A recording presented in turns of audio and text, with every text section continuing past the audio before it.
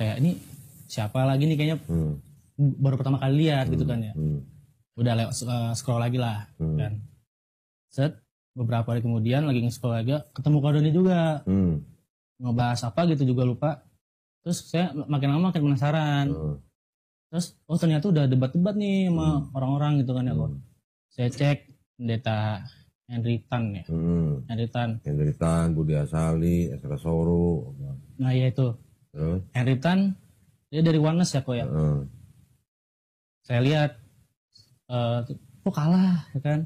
Pokoknya kebanyakan nonton debat Islam atau versus Kristen gitu, kok kenapa Kristen selalu kalah gitu. Yang benar, tidak ada sejarah Donditan mampu berdebat. Karena faktanya Donditan tidak mau kitab umat Islam didebat. Kalau Donditan cuma menyerang kitab Kristen dengan buku-buku liarnya, kemudian dikatakan dia menang debat, maaf ya bro, berarti otakmu ada yang salah deh.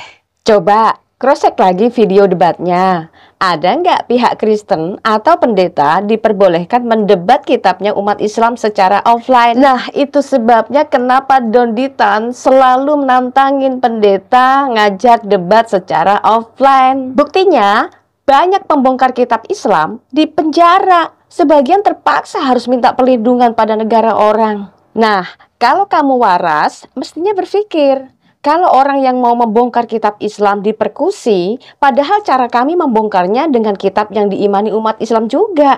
Bukan seperti Donditan yang nyerang Kristen dengan buku-buku di luar Kristen. Masih terlalu polos kamu bro. Gampang banget disesatkan oleh Donditan. Karena dari dulu doktrin saya kan Kristen ya kok ya. Jadi memasuk akalkan semua tentang Kristen kok. Kayak Tritunggal kan, Allah Bapa, Allah Putra, Allah Kudus, bukan 3 Tuhan tapi 1 Tuhan, 1 hakikat gitu kan. Bukan memasuk akalkan tentang kekristenan, ya memang seperti itu doktrin dalam kekristenan. Masa ingin memahami Alkitab, menyesuaikan Al-Quran? Justru sebaliknya, Al-Quran harus menyesuaikan Alkitab, karena di dalamnya itu terdapat Taurat dan Injil. Kamu harus tahu, kalau Al-Quran ternyata justru bertentangan dengan Taurat dan Injil, maka gagallah klaim Al-Quran adalah penyempurna. Gagal produk, gagal menjadi kitab penyempurna. Miro nih saya juga sering lihat kan ya, dia semuanya dibantai. Tapi kok pas ketemu sama Bang Zuma, kalah dia kan sama Bang Zuma yang ngelukas orang Yahudi itu. Ternyata Lukas itu orang Roma. Ya kan. Teman-teman, saya sarankan jika kalian mencari informasi tentang Alkitab, jangan mencari redaksi dari artikel liar ya. Saya sarankan dari God Question. Nah, di situ tuh redaksinya dari orang Kristen itu sendiri. Jadi semuanya berdasarkan dengan ayat-ayat Alkitab ya. Teman-teman, sedikit informasi. Lukas adalah kerabatnya Paulus. Nah, beliau adalah seorang tabib. Nah, dalam Kolose 4 ayat 14 menyingkapkan tentang bagaimana ketertarikannya Lukas pada bidang obat-obatan. Dan itu sebabnya juga mengapa Injilnya begitu memperhatikan tentang mujizat penyembuhan Yesus. Dalam Filemon 1 ayat 24, Paulus itu menganggap bahwa Lukas adalah teman sekerjanya. Lukas bekerja sama dan bergabung dengan Paulus itu di Troas di Asia dalam perjalanan misi Paulus yang kedua. Itu terdapat dalam Kisah 16 ayat 6-11. Ada sarjana yang berspekulasi bahwa Lukas adalah seorang Makedonia yang muncul dalam mimpi Paulus dalam Kisah 16 ayat 9. Dan Lukas juga tinggal di Filipi pada perjalanan misi kedua. Dan itu juga terdapat dalam Kisah 17 ayat 1. Dan Lukas juga dijemput untuk menemani Paulus dalam perjalanannya yang ketiga. Itu terdapat dalam Kisah 20 ayat 5. Intinya, perjalanan Lukas ini dengan Paulus itu sangat berkait. Tetapi para sejarawan juga mencatat bahwa Lukas ini sangat fasih berbahasa Yunani. Menurut informasi Lukas 1 ayat 1-4, Lukas menggunakan bahasa Semit dan itu kecenderungannya dalam tulisan-tulisannya. Selain itu, Lukas juga memiliki kemampuan merekam detail-detail geografis gitu ya. Semuanya mengindikasikan bahwa Lukas merupakan sosok yang terpelajar, pandai mengamati, dan penulis yang sangat handal. Bukan orang yang buta huruf. Ups. Lagi pula, kalau Lukas itu orang Romawi, memangnya kenapa? Karena sejarah Romawi bisa kita lihat dalam Alkitab kan. Daripada orang Mekah yang menceritakan tentang Yesus, katanya dapat wahyu. Cerita Yesus kok wahyu, wahyu kok cerita, cerita kok wahyu.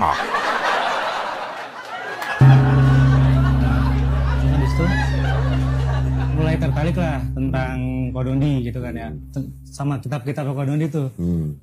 Saya kaget, Kodondi punya banyak banget kitab-kitabnya. Terus saya lagi nonton di TV saya, kan TV saya lumayan gede tuh, saya kedengeran gitu loh. Yeah.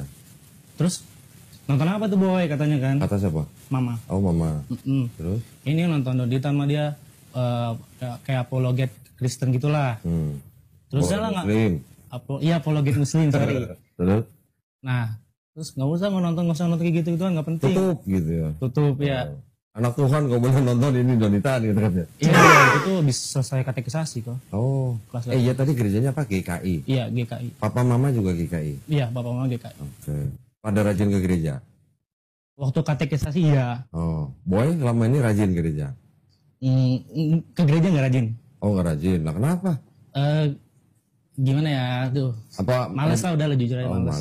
Okay. Oh ternyata anak baru katekisasi udah gitu juga males ke gereja. Bayangin, anak masih labil, harusnya masih pendalaman Alkitab.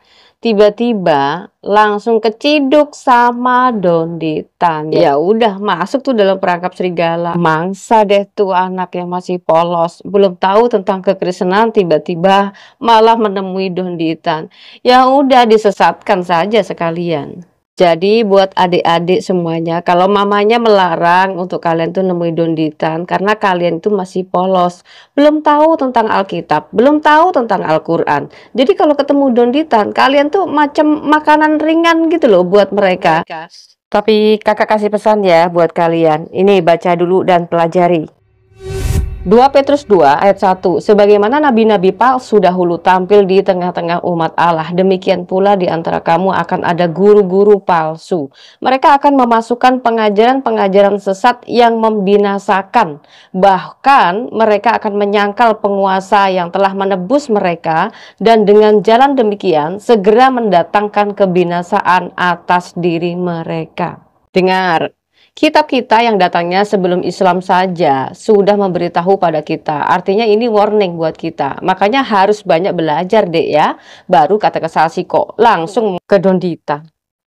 Apapun yang dituduhkan Islam pada umat Yahudi dan Nasrani itu semata-mata karena Islam malu dengan kitabnya sendiri. Alkitab mengatakan jangan berzina. Kalau dalam Islam, gaulilah mereka wanita-wanita yang kamu sukai. Quran surat Al-Ahzab ayat 51. Nah, perkembangan zaman canggih tak mampu menutupi kesalahan Al-Quran yang dulunya disangka wahyu suci dari langit.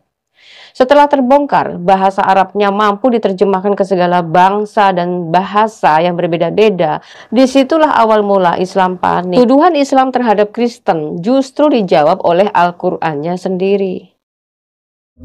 Dan kami iringkan jejak mereka dalam kurung nabi-nabi Bani Israel dengan Isa putra Maryam, membenarkan kitab yang sebelumnya yaitu Taurat, dan kami telah memberikan kepadanya kitab Injil, sedang di dalamnya ada petunjuk dan cahaya yang menerangi, dan membenarkan kitab yang sebelumnya yaitu kitab Taurat, dan menjadi petunjuk serta pengajaran untuk orang-orang yang bertakwa. Dalam Quran surat Al-Maidah ayat 46. Nah, Al-Quran menyebut Taurat dibenarkan oleh Isa, sedangkan Injil ada petunjuk, cahaya, dan kebenaran, dan juga pengajaran.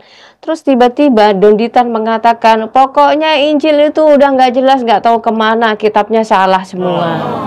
Pertanyaannya buat umat Islam, kalian mau percaya Al-Quranmu yang konon katanya wahyu dari langit, atau pengen percaya saja dengan kata-katanya Donditan? Makanya buat kalian semuanya, saudara-saudaraku semuanya, terutama yang Kristen, jangan tertipu dengan ciri-ciri guru-guru palsu yang selalu memberikan pengajaran sesat seperti Donditan. Kalau kalian ingin bukti kalau Donditan itu adalah penyesat, maka suruh dia diskusi sama saya dan buktikan kalau Al-Quran itu tidak salah, dan Al-Quran itu adalah jawaban, dan Al-Quran adalah kitab sempurna.